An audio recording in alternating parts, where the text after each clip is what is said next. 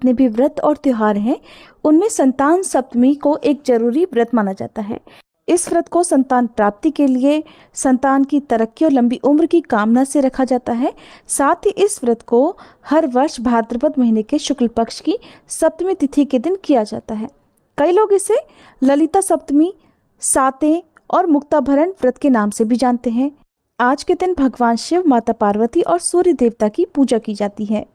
पौराणिक मान्यताओं के अनुसार संतान सप्तमी का व्रत निसंतान दंपतियों को संतान सुख प्रदान करता है। इस व्रत के प्रभाव से महिलाओं की सूनी गोद जल्दी भर जाती है और वहीं दूसरी ओर जिन महिलाओं की संतान है वो इस व्रत को अपनी संतान के अच्छे स्वास्थ्य, बुद्धि और लंबे जीवन की कामना से रखती हैं। कहते हैं कि जिन स्त्रियों का बार बार गर्भपात हो जाता हो उन्हें भी एक बार जीवन में इस व्रत को जरूर रखना चाहिए। इससे आपके पिछले और वर्तमान जन्म के सभी पापों का नाश होकर आपको स्वस्थ और भाग्यशाली संतान की प्राप्ति हो सकती है।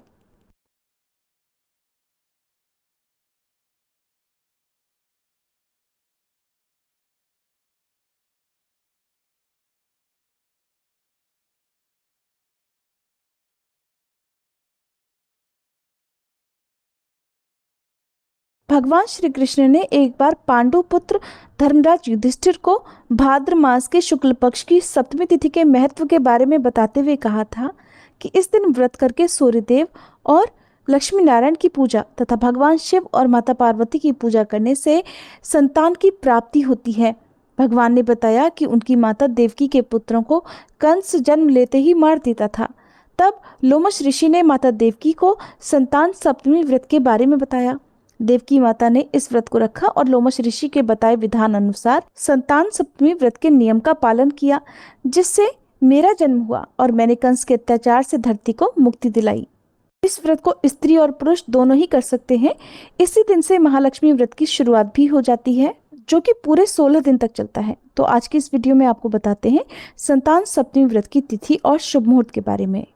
इस बार 22 सितंबर शुक्रवार के दिन संतान सप्तमी व्रत है। इसी दिन व्रत रखा जाएगा, चाहे तिथि दोपहर में ही क्यों ना समाप्त हो रही हो। सप्तमी तिथि प्रारंभ होगी 21 सितंबर गुरुवार की दोपहर 2:15 से और समाप्त होगी 22 सितंबर शुक्रवार की दोपहर 1:35 तक। व्रत का संकल्प 22 सितंबर शुक्रवार की सुबह लिया जाएगा। दिन भर उपवास रखकर शाम के समय ये व्रत खोल लिया जाता है। इस व्रत में दोपहर के समय विशेष पूजा की जाती है। तो दोपहर के समय सप्तमी तिथि बीतने से पहले पहले आप दोपहर की पूजा जरूर कर लें। 22 सितंबर शुक्रवार को पूजा का शुभ मुहूर्त रहेगा सुबह 7:35 से 9:10 तक।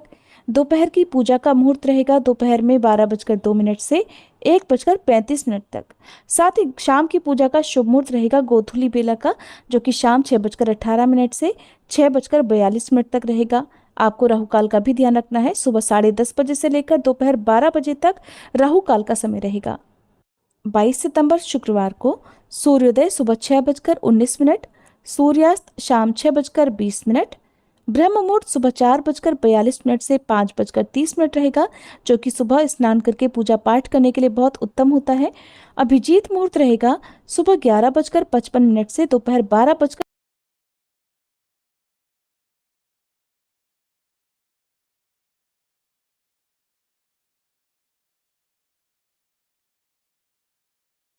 43 तक।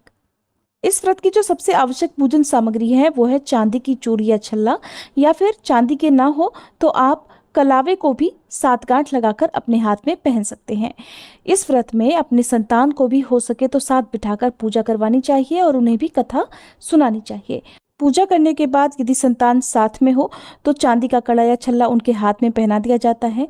संतान यदि साथ में नहीं है तो जो भी महिलाएं इस व्रत को कर रही हैं वो अपने हाथ में बांध सकती हैं। निसंतान महिलाएं अगर संतान प्राप्ति की कामना से इस व्रत को रखती हैं तो उन्हें व्रत रखते समय कलावे को गांठ लगाकर अपने हाथ में बांधना चाहिए। 7 गांठें आप अपने कलावे में लगाएं, अपने हाथ में पहन लें और जब आपकी संतान हो जाए तब जितनी भी संतान होती है उनकी संख्या के अनुसार ही आपको उतने चांदी के छल्ले या फिर चांदी के कड़े या जिसे चूड़ी कहते हैं वो बनाना चाहिए और उसे पूजा करने के बाद पहनना चाहिए। बात करते हैं इस व्रत में क्या खाना चाहिए, क्या नहीं खाना चाहिए और किस चीज़ का भोग लगाना चाहिए। इस व्रत को निराहार रखा जाता है और प्रसाद में आपको खीर, पूड़ी और गुड़ के 7 पुए के साथ मीठी पूरी तैयार करनी होती है। भगवान को भोग लगाना होता है, सूर्य देवता को भोग लगाना होता है और फिर उसे ही प्रसाद रूप में ग्रहण करके सबसे पहले अपना उपवास खोला जाता है। अपनी संतान, यदि संतान हो तो उन्हें प्रसाद रूप में दिया जाता है, नहीं तो परिवार के सदस्यों को भी बांटा जाता है। एक हिस्सा गौ माता के लिए जरूर निकालना चाहिए। ये थी आज की वीडियो। इस बारे में और अधिक जानने के लिए, कथा सुनने के लिए हमारे चैनल पर अपलोडेड वीडियो को आप जरूर देखिएगा।